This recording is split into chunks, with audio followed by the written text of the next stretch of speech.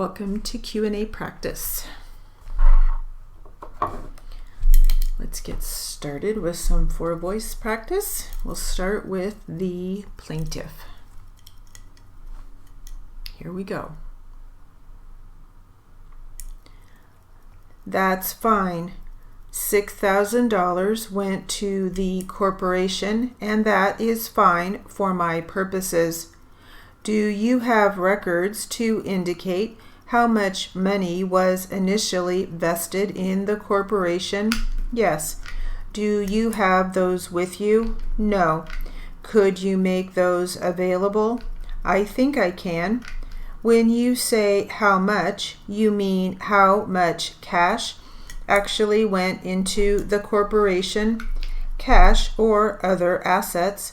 Object to counsel testifying for the witness, Your Honor. Mr. Prussell, the only assets that went into the corporation were fixtures and inventory from Seacliff plus some cash. Is that correct? That's correct. There was Mary Ann Burton that apparently became financially involved here somehow. Can you tell me just what the relationship was with Mary Ann Burton? She lent me approximately $17,000 to the two corporations from the beginning of the corporation to the present, most of it being at the beginning of the corporations. She is carried on the corporate books. So she made a loan to the corporations? Right. When did that happen?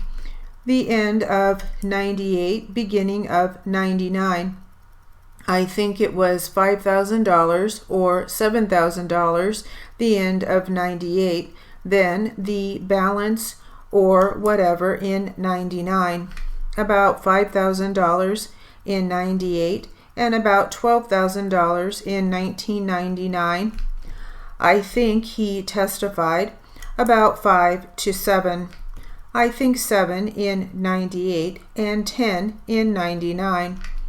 During what period in 99 would that money have been received?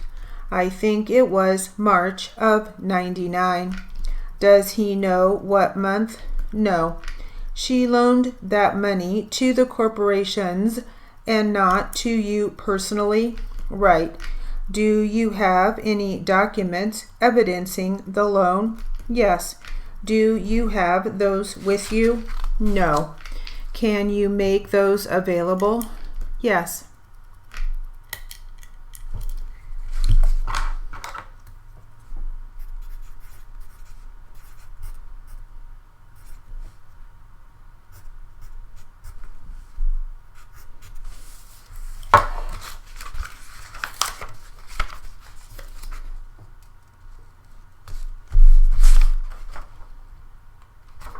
Lots of numbers, huh?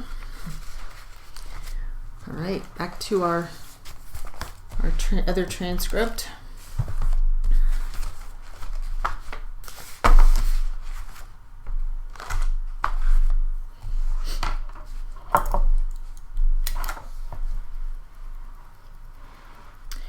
And we will start with the plaintiff.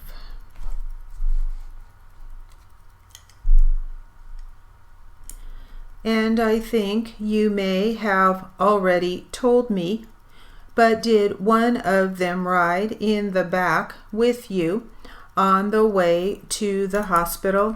No. It was just Robert and you and the EMT from Medics? That's correct. Okay. Other than Kevin and Joe, did you talk to anybody else about this particular call after the fact? Bob. Robert Spinell? Yes. What did you and Mr. Spinell discuss? We talked if either one of us remembered the call, and I had to ask him about some of his writing because I couldn't read it. Okay. On the report? Yes. Okay. When you discussed whether either of you remembered it, did he tell you anything in particular about anything that may have stood out in his mind about this particular call? He said he didn't remember very many details at all. Okay, other than those 3 individuals, did you talk to anybody else at the department while this? No. Case? No. In your career as a firefighter paramedic, can you give me an estimate of how many of these types of calls you respond to, like an auto versus pedestrian type call? You can, in a month's time or whatever way you want to break it down, or a year, maybe 10 a year. That's all I have. David, do you have anything? I do. Good morning, Mr. Graff. Morning. My name is David Landon, and I'm one of the attorneys that represents Ms. Waters in this matter. I just want to direct your attention very briefly to Exhibit Number 1, which is the OCFR report. Are you familiar with this type of report? Yes, I am. And how are you familiar with it? This is the report that we enter into the computer after we get back to the station. In this particular one regarding Ms. Waters' case, were you the one that inputted the data into the computer program? If you recall, no. Do you know who it was that did? Bob Owens. Do you know if you provided any of the information that was inputted into this particular program? I provided the information that was put on the PCR that is transferred to the OCFR's report.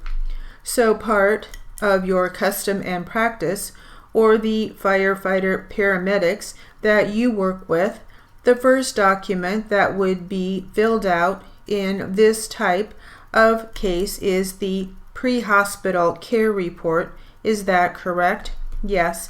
And then the reports taken back to the station after you've completed your duties, and then that information's used to input into the computer for the OCFR report. Is that correct? Yes. About halfway down the first page of the OCFR report, under Actions Taken 1, it says number 33, provide advanced life support. Do you see that? Yes, I do. And is that what was done for Ms. Waters in this case? Yes.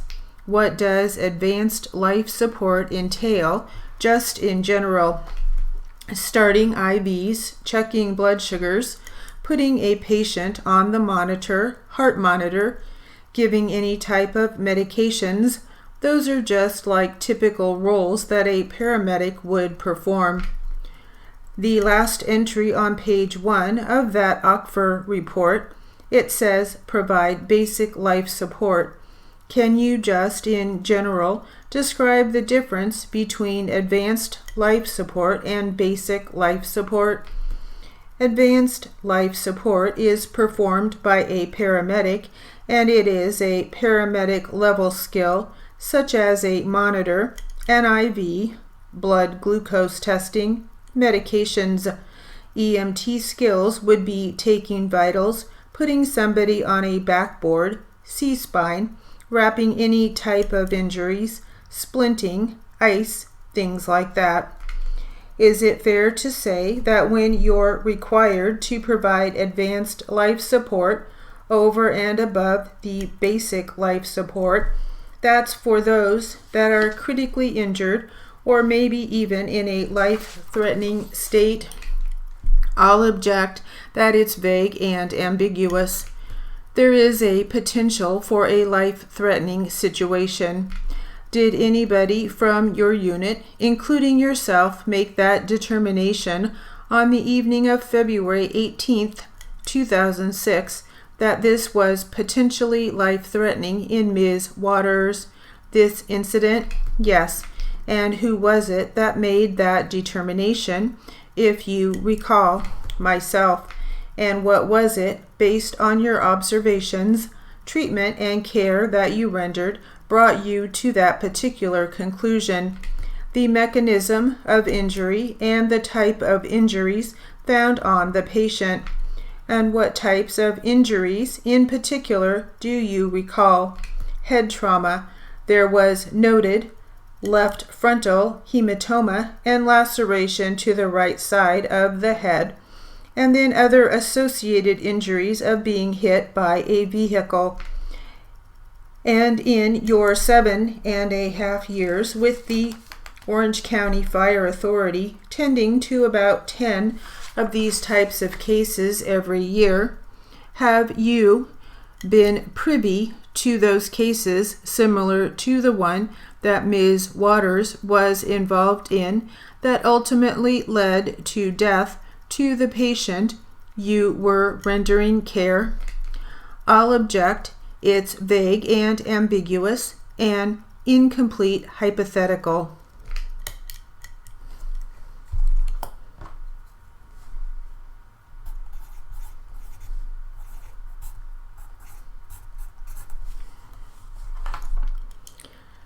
All right, we did have some challenging words. We had hypothetical right there at the end. Hypothetical.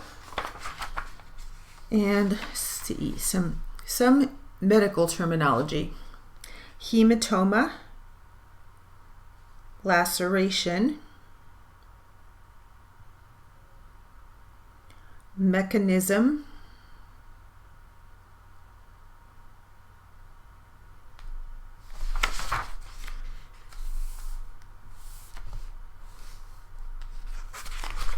so some words to practice in addition to the Q&A possibly. All right, that will conclude our Q&A practice. Thank you.